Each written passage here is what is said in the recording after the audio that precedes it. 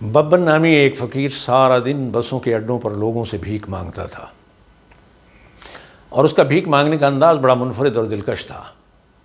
اس کا قد 6 فٹ، عمر 50 سال کے لگ بھگ ہوگی، رنگ سیاہ لیکن جسم مضبوط اور کٹھور تھا۔ سخت سردی ہو یا گرمی، سوائے لنگوٹی کے اس کے جسم پر کوئی اور کپڑا نہیں ہوتا تھا۔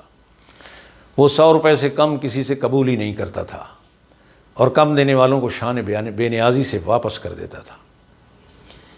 بوڑھے آدمی کو بیت اللہ کی زیارت کی دعا دینا، جوان آدمی کو خوبصورت بیوی کی نوید سنانا، بیماروں کو شفا کی اور بچوں کو امتحان میں کامیابی کی دعا دینا اس کا معمول تھا۔ شام کو فارغ ہونے کے بعد وہ بخشو دودھ والے کی دکان پر سیدھا جاتا اور اس کی لکڑی کے بینچ پر بیٹھ جاتا۔ بخشو ببن کو دیکھ کر مسکراتا۔ ببن کا آرڈر مستقل تھا۔ بخشو ایک پیالے میں 3 پاؤ دودھ، 1 پاؤ ملائی اور 1 پاؤ جلیبی اس میں ڈال کر لے آتا۔ اتنی دیر میں ببن اپنے سارے دن کی کمائی کھول کر گن لیتا اور اس کے 3 حصے علیحدہ علیحدہ باندھ کر کپڑے کی ایک بڑی تھیلی میں رکھ دیتا۔ وہ دودھ کا پیالہ ختم کرنے کے بعد اپنے بڑے مونچھوں کو ایک پرانے رومال سے صاف کرتا اور ہنستا مسکراتا ہوا کہتا، یا اللہ سب کی خیر، یہ نعرہ لگاتے ہوئے وہ چلا جاتا۔ بخشو کی دکان پر یہ منظر میں نے کئی دفعہ دیکھا۔ ایک دن مجھ سے رہا نہ گیا۔ میں نے ببن سے پوچھا، کیا تم اپنے کام سے خوش ہو؟ ببن نے اپنی آنکھوں کی پتلیوں کو ہلایا، اور پھر اس کے چہرے پر میں نے ایک عجیب سی چمک دیکھی۔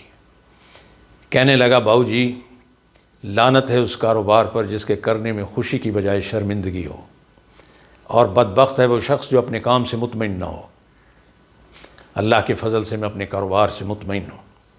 اگر میرے کسٹمر میری دعاؤں اور میرے کام سے مطمئن نہ ہوتے تو مجھے میری مرضی کا معاوضہ کبھی نہ دیتے۔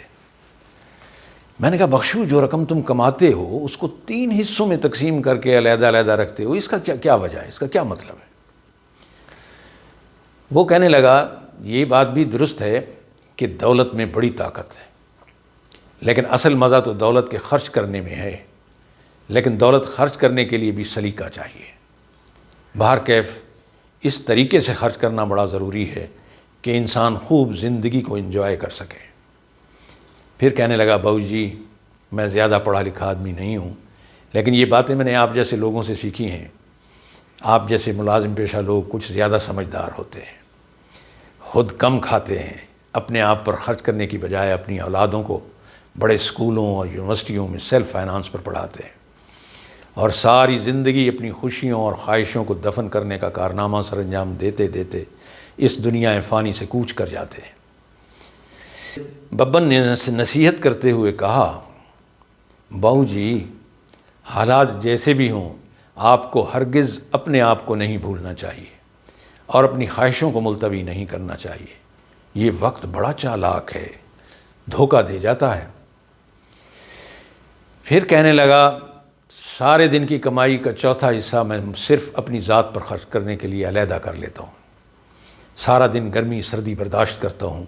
میں اپنی کمائی گئی دولت کا سب سے بڑا حقدار اپنے آپ کو سمجھتا ہوں۔ چنانچہ 25% میں اپنی جان پر خرچ کرتا ہوں، اچھی غذا کھاتا ہوں، مالش کراتا ہوں، شام کو اچھا لباس پہنتا ہوں اور پورے کر و فر سے رہتا ہوں۔ پھر کہنے لگا، آمدنی کا 50% حصہ میں اپنی بیوی اور بچوں پر خرچ کرنا ضروری سمجھتا ہوں، اور یہ رقم شام کو اپنی بیوی کے حوالے کر کے معاشی معاملات سے آزاد ہو جاتا ہوں۔ آمدنی کا 25% حصہ میں بچا لیتا ہوں اور اسے بینک میں جمع کرا دیتا ہوں تاکہ بوقت ضرورت کسی کے آگے ہاتھ نہ پھیلانا پڑے۔ میں مسکرایا۔ میں نے کہا، ببن، تم اپنی ذات کا بڑا خیال رکھتے ہو، اس کی کیا وجہ ہے؟ تو وہ کہنے لگا، یہ کیا بات ہوئی؟ دکھ جھیلے فاختہ اور کوے انڈے کھائیں۔ اس نے پھر ایک خوبصورت فکرہ داغا۔ کہنے لگا، یاد رکھنا، اپنی ذات پر خرچ کیا ہوا پیسہ کبھی ضائع نہیں ہوتا۔ میری صحت ہوگی تو کاروبار بھی چلے گا، دوسرے بھی مزے کریں گے۔ جب انسان بوڑھا ہو جاتا ہے تو وہ دنیا کی تمام لذتوں سے بھی محروم ہو جاتا ہے۔ چنانچہ باؤ جی، ہر لمحے کو آخری لمحہ سمجھ کر گزارنا۔ میں معصوم بچے کی طرح اس کی باتیں سنتا رہا، اور میں نے کہا، ببن، تم تو واقعی دنیا کے نایاب معاشی اصولوں اور دنیا کی بے ثباتی سے بھی خوب واقف ہو۔